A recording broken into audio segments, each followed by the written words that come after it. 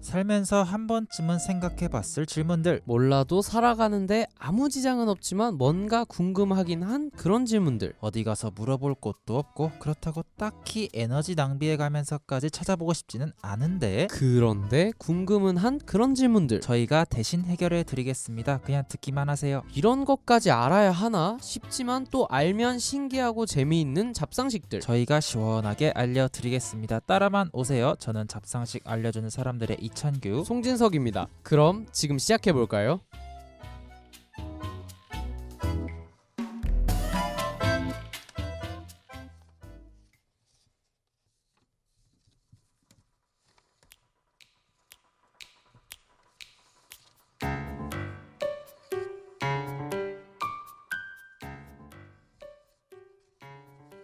네, 다시 한번 인사드리겠습니다.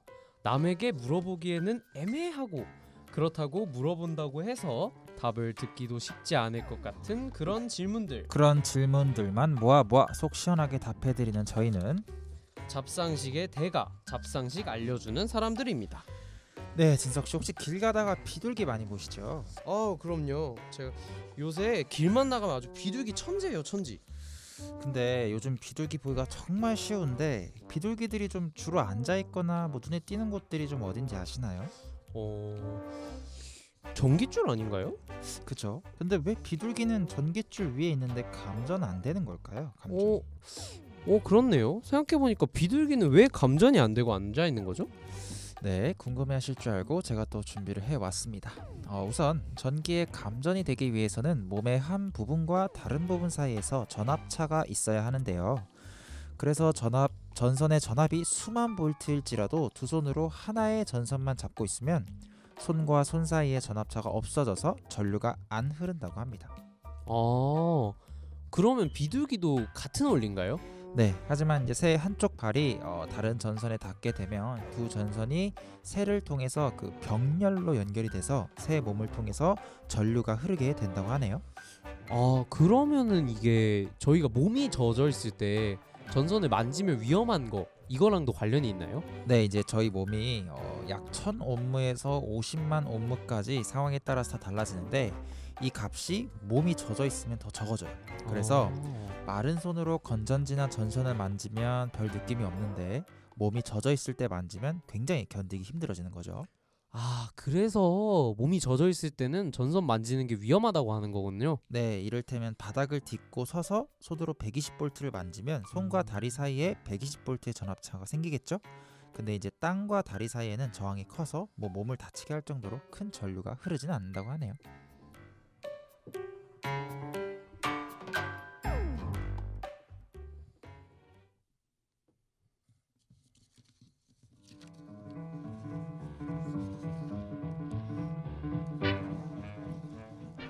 진석씨, 제가 어제 길을 가다가 그 맹인 안내견 그거 봤거든요. 네.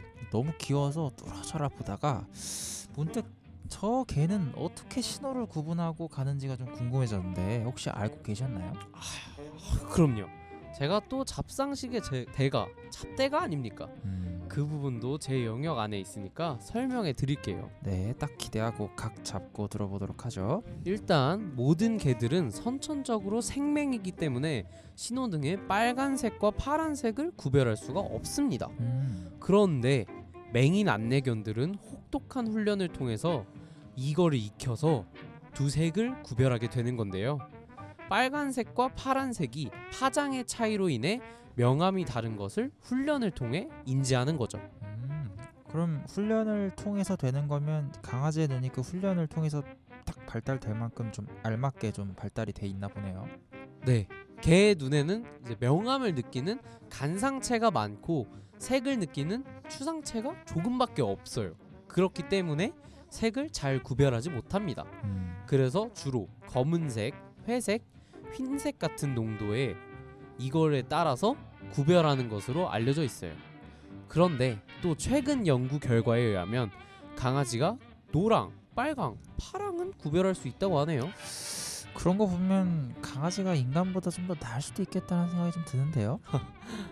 네, 그래도 맹인 안내견들의 훈련은 여기서 끝이 아니라고 합니다. 또 어떤 것들이 있죠? 강아지들이 색뿐만 아니라 볼 수 있는 거리에도 큰 제약이 있어요. 그건 뭐 사람으로 치면 시력 뭐 이런 건가요? 네, 그런 셈이죠. 개가 이제 초점을 맞추기 위해서는 최소한 30에서 33cm 정도의 거리가 필요하다고 해요. 그래서 33cm보다 가까이에 있는 거는 흐리게 보인다고 하네요. 반면 이제 멀리 있거나 움직이고 있는 물체를 인식하는 동체 시력은 매우 발달해서 사냥개의 경우에는 무려 1500m까지 볼 수 있다고 합니다.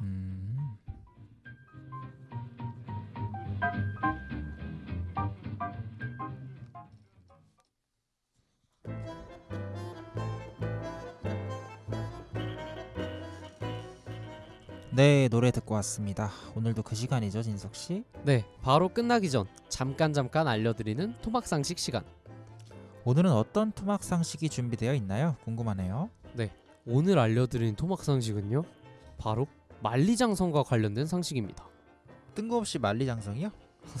약간 뜬금없긴 한데요, 맞습니다.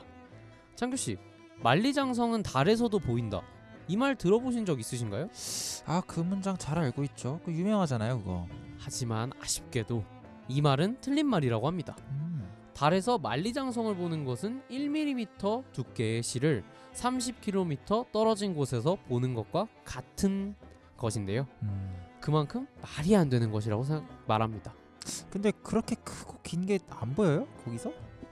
네, 우주 비행사가 몇백 킬로미터 떨어진 곳의 우주선 안에서 만리장성의 그림자를 육안으로 봤다는 기록은 있는데요. 애시당초 달에서는 만리장성의 그림자조차 안 보인다고 합니다. 네, 오늘도 진석 씨 덕분에 좀 쓸데없는 거 하나 또 알게 됐네요. 네, 어느새 마칠 시간이 되어버렸습니다. 네, 저희는 다음 주에도 더 신선한 잡상식들 많이 들고 오도록 하겠습니다. 지금까지 제작의 이찬규, 진행의 이찬규, 송진석, 기술의 이주호였습니다. 그럼 다음 주에 다시 만나요. 안녕.